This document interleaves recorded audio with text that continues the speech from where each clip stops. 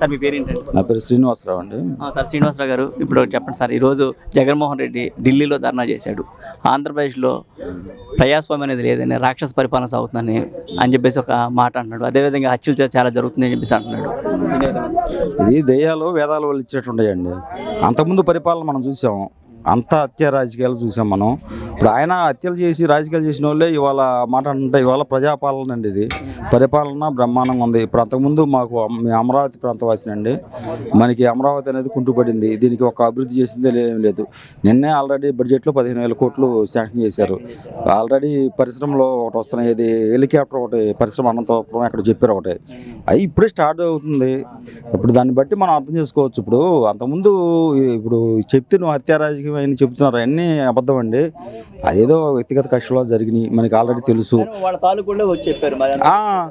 వ్యక్తిగత కక్షలతో జరిగిందని చెప్పారు ఆల్రెడీ, అందరికీ మనకు తెలుసు.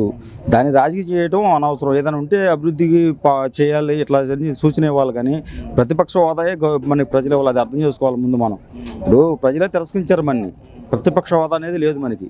దాన్ని అర్థం చేసుకోవాలి. కానీ ఇంకా మీరు రాజకీయాలు నీచ రాజకీయాలు అనుకూలంగా మాట్లాడాలి. కానీ ప్రతిపక్షం అంటే ఏంటంటే ప్రజలకు అనుకూలంగా మాట్లాడాలి. అది ప్రతిపక్ష హోదాయే లేదు. మరి ఇట్లా మాట్లాడితే ఇక అది వాళ్ళ విఘ్నతకు వదిలేస్తున్నాం. ఇప్పుడు మనకేంటంటే పరిపాలన బాగానే ఉంది. ఇప్పుడు ఇక్కడ అమరావతి చూసాం మేము, దాన్ని బట్టి మనం అర్థం చేసుకోవచ్చు. చాలా నష్టపోయామండి. నేను ఒక రైతు, నేను పొలం ఇచ్చే ఇక్కడ కూలింగ్కి ఎంత బాధపడుతున్నాం. కవులు లేవు, మాకు ఏమి లేదు. ప్రజెంట్ బాగుంది. పరిపాలన అనేది అది అబద్ధం అండి. దెయ్యాల వేదాల వాళ్ళు ఇస్తే అట్ట ఉంటుంది, అట్ట ఉంది. ఇది వాళ్ళు చేసినవి అని చెప్తున్నారు. ఇప్పుడు వాళ్ళ ఇప్పుడు నువ్వు అక్కడ ఢిల్లీ పోయి దీక్ష చేసావు, అక్కడ పోయి చేయడం ఎందుకు? ఇక్కడ చేయొచ్చుగా, అసెంబ్లీకి రావచ్చుగా. ఆ సమస్యలు ప్రజల సమస్యలు పోరాడొచ్చుగా. నువ్వు ఆడ పోయి ధర్నా చేస్తే ఏమొచ్చింది? అక్కడ పోయి అన్నీ అనవసరం లేదన్నాడు. గతంలో కనుక చూసినట్టయితే ఇదే చంద్రబాబు నాయుడు గారు ఇక్కడికి వస్తే నానా మాటలను చాలా విధంగా దూషించి, నానా హేళన చేసి, బూతులు తిట్టి ఇదన్నీ చేశారు. కానీ అదే జగన్మోహన్ రెడ్డి వస్తే మొన్న ముందు ఆయనకి ప్రిఫరెన్స్ ఇవ్వండి అని చెప్పారు. చాలా బాగా చూసుకున్నారు. కానీ అయినా కానీ ఇట్లా చేయడం అదేంటంటే అంతకుముందు వచ్చారండి, వచ్చి వెనక్కి గేటుకుండా వచ్చారు. జగన్మోహన్ రెడ్డి గారు వస్తే అప్పుడు ఏం చెప్పారంటే, వద్దు మీరు స్టేట్కి వచ్చేసేయండి, అభ్యంతరం పెట్టొద్దు ఎవరు, ఆయన మాజీ ఎక్స్-సీఎం కాబట్టి గౌరవం ఇచ్చారు ఆయన్ని. అదే ఆయన అర్థం చేసుకోవాలి. అర్థం చేసుకోకుండా మాట్లాడుతున్నారు. ఇప్పుడు ఇవన్నీ ఇప్పుడు కక్షపూర్తి రాజకీయాల్లో తెలుసుకోవాలి. మనకి ప్రజల్లో తీర్పుని మనం గౌరవించాలండి. ఇప్పుడు ప్రతిపక్షం కూడా లేకుండా చేశారు మనని. ఈసారి మీరు ఎట్లా రాజకీయాలు చేస్తే అసలు అది కూడా ఉండదు. దాన్ని ఆలోచించుకొని పరిపాలిస్తే అలా చేస్తే మంచిది. అదండి మేము చెప్పేది. ఇప్పుడు పక్కన చూసుకుంటే జగన్మోహన్ రెడ్డి గారు దాదాపు 10 లక్షల కోట్ల రూపాయలు అప్పులు చేసి వెళ్ళిపోయారు. అది దానికి వడ్డీలు కట్టాలి. రాష్ట్రం చాలా ఇదిలో ఉంది. ఇటువంటి సిచ్యువేషన్ పక్క ఉంటాము.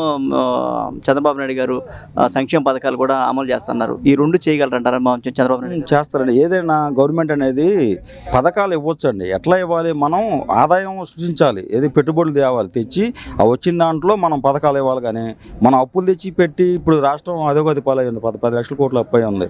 నువ్వు అభివృద్ధి చేయి రాష్ట్రాన్ని. ఏది పరిశ్రమలు పెట్టుబడులు తీసుకొచ్చి దాన్ని పథకాలకు పెట్టుకో, తప్పులేదు. ఇప్పుడు ఈయన చేస్తాడు అది. చంద్రబాబు నాయుడు గారు అభివృద్ధి చేస్తారు, పరిశ్రమలు వస్తాయి, ఆటోమేటిక్గా మనకి ఫండింగ్ వచ్చిద్ది.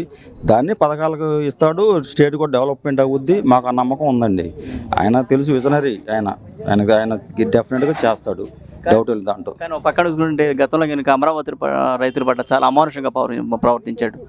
మీకు అన్నీ తెలిసింది. ఎందుకంటే వాళ్ళకి కబుర్లు ఇక ఆడమగ తేడా లేకుండా ఇదన్నీ చేశారు. అప్పుడు చాలా బాధ పెట్టారండి మమ్మల్ని. ఇక్కడ ధర్నాలు దాదాపు 5 సంవత్సరాల నుంచి చేస్తూనే ఉన్నారు మా వాళ్ళు. ఆడవాళ్ళు కానీ వాళ్ళని చాలా బాధలు పడ్డాం. కవులు లేక ఇది మొత్తం ఇది అడవిలాగా తయారైంది. అంత పిచ్చెట్లు మొలిసి ఫ్లాట్లు మాకు సిఆర్డీఏ వాళ్ళకి నామ్స్ ప్రకారం ఫ్లాట్లు డెవలప్ చేసి, రోడ్లు వేసి, అండర్ గ్రౌండ్ డ్రైనేజీ, ఎలక్ట్రిసిటీ మొత్తం ఇవ్వాలి. ఒక్కటే జరగల మాకు ఇక్కడ. కవులు లేవు. ఇప్పుడు ఆ కవుల మీద చాలామంది ఆధారపడినారు. అది లేదు, కవులు రాలేదు ఇంతవరకు. అవన్నీ ఇప్పుడు చేస్తే బాగుండేది. చేయలేదు ఆయన. చేయకుండా ఇట్లా మాట్లాడతాం. ఇప్పుడు మనం ఒకటేనండి, ఇప్పుడు ప్రజల తీర్పుని మనం గౌరవించాలి. ప్రతిపక్ష హోదా లేదు. ఎంతసేపటికి ఆ శవ రాజకీయాలు ఎందుకు మీకు? నువ్వు ఏదైనా గవర్నమెంట్ తెచ్చితే విమర్శించండి, తప్పులేదు. అంతేగాని ఇప్పుడు నువ్వు వచ్చావు అసెంబ్లీకి వస్తే నిన్ను గౌరవించారు, కానీ ఎవరు కూడా నిన్ను ఒక మాట అనలేదు. ఎవరు అంటారు? ఆయన ప్రతిపక్ష నాయకుడివి కానీ చూస్తున్నారు, కానీ నాకు కావాలని చెప్పి అంటే ఎందుకు రావచ్చు కదా? సమస్యలు ఢిల్లీ పోయి పోరాడకపోతే ఇక్కడే పోరాడవచ్చు కానీ అసెంబ్లీకి వచ్చి. అది మేము కోరుకునేది. చాలా బాధపడ్డామండి. ఇక్కడ మమ్మల్ని చాలా బాధ పెట్టారు. అమరావతి ప్రాంతంలో మటుకి రైతు వారీగా మేము చాలా ఇబ్బందులు పడ్డాం. కవులు లేవు, ఇది లేవు, చాలా ఇబ్బంది పడ్డాం మేము రైతు వారీగా.